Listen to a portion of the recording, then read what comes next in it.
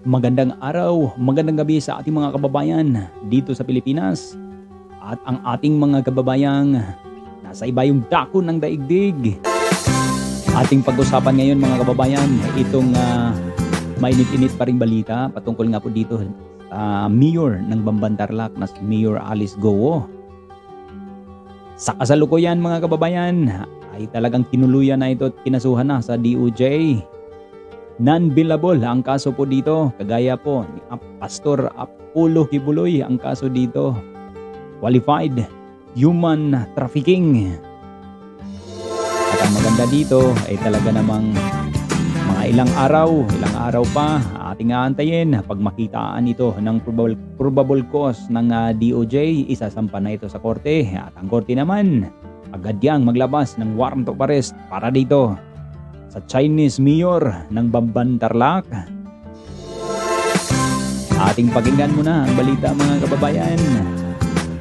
Tamong qualified trafficking in persons si Mayor Alice Go at 13 iba pa. Kaugnay ito ng umano'y koneksyon nila sa ni-raid na Pogo Hub sa Bambantarlac. Bit-bit ang dalawang kahon ng naglalaman ng mga dokumento, nagpunta sa Department of Justice ang mga opisyal ng Presidential Anti-Organized Crime Commission o PAOC at PNP-CIDG ngayong araw. Formal silang naghain ng reklamong qualified trafficking in persons laban kay suspended Bambantarlac Mayor Alice Go.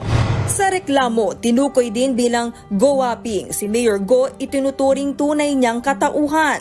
Walang piyansa ang inihaing reklamo laban sa suspendidong alkalde. Kaugnay pa rin ito ng aligasyong konektado si Mayor Go sa ni-raid na Pogo Hub sa Banban noong Marso. Nadiskubring pugad ng iligal na aktibidad gaya ng crypto at love scams ang 10 ektaryang compound. Ayon kay Justice Undersecretary Nicolas T. na siya ring namumuno sa Interagency Council Against Trafficking o ICAT, sapat ang ebidensya laban kay Mayor Go sa labor trafficking. Lumabas sa mga ebidensya ito tulad ng kanyang fact na siya ang nag-apply doon sa dating Pogo, doon sa dating Nolo, no, sa Nolo from the local government. Lumabas din ang kanyang involvement doon sa lessor company. At kasama na din yung mga ibang ebidensya diyan tulad ng mga pangalan niya na lumulutang sa mga sabi-sabi mga dokumento na nahanap na sa Pogo compound.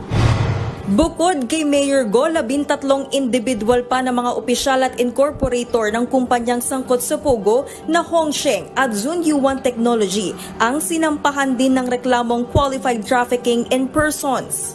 Kabilang dyan ang PDAF convict na si Dennis Cunanan na siyang representative ng Zunyuan. Ang itinuturong business partner ni Go na sina Wang Ziyang na pugante sa China at Zhang Ruijin at Bao Yinglin na sangkot sa money laundering case sa Singapore. We discovered that the Zunyuan operation actually started with Baofu, and then another corporation was created. And all these three corporations, we believe that they are part of the grand conspiracy to commit labor trafficking. Sa ngayon, pinoproseso na ng DOJ ang Immigration Lookout Bulletin laban kay Mayor Alice Go, lalo't may kapasidad daw siyang mangibang bansa. Pero hindi naman daw basta-bastang makakalabas ng bansa ang alkalde nang walang travel authority bilang opisyal ng gobyerno. At yan nga po ating nasaksihan, ang balitang yan ay talagang tinuluyan. Mabilis ang tugon dito ng gobyerno para dito sa isang Chinese na mayor ng Bambantarlac. Makailan lang ay hinubara ng husto ito ng Senado sa pamumuno ni Senator Risa Hontiveros na ang kanyang pagtatago ng kanyang tunay na pangalan ay hindi naman po talaga ito may dugong Pilipino, kundi purong Chinese ito ang kinalalabasan diyan ng investigasyon ng Senado. Siya po ay si Go Wamping at hindi si Alice Leal Go.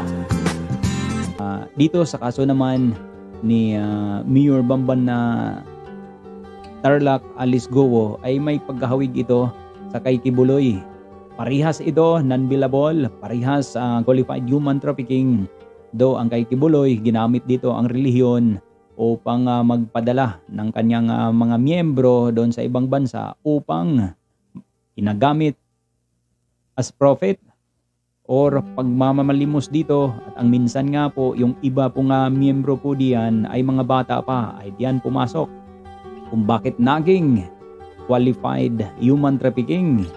Ginawa niya itong kasangkapan upang kumita ang kanilang relihiyon.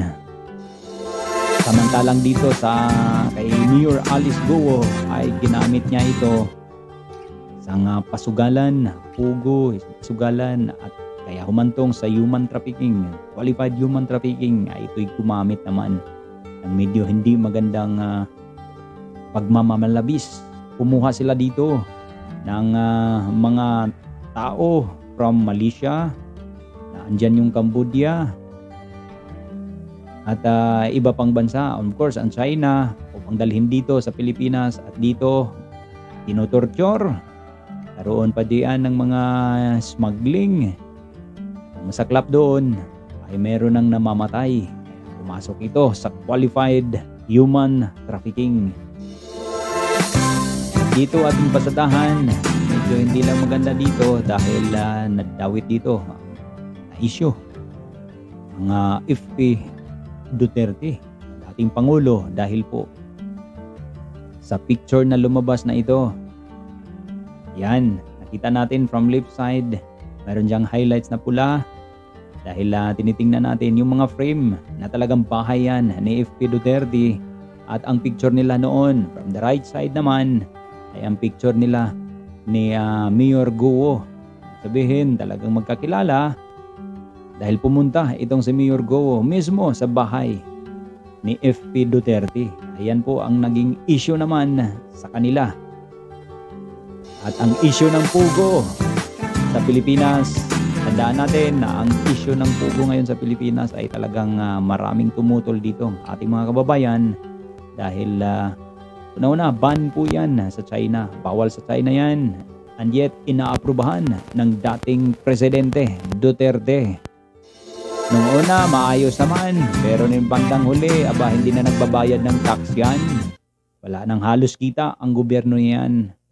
Kaya useless, ang meron lang skandalo or skandal na naandyan sa pugo na yan. At humantong nga po, hindi maganda, mga pumanaw ng mga empleyado po diyan. Ginamit sa masama. Kaya mga kababayan, inyo na magpasya. Ang pugo na ito ay tuluyan na bang ibaban sa Pilipinas? Wala na po tayo, tandaan po natin, wala na tayong masyadong kita dito. Puro illegal na po ito. Puro mga aktibidades na hindi magandang naidulot dito sa ating bansa. Galing po ito sa isang banyaga. Galing sa China. Minsan nga po, lilink din po ito, ginamit nila as a spy. Dahil maraming nare-read din po na pugo na nagkukonek dito. Maraming mga uniforme ng militar ng mga Chino. Mabuhay ang Pilipinas, mabuhay ang mga Pilipino, ang ating mga bayaning OFWs around the globe. Thank you so much.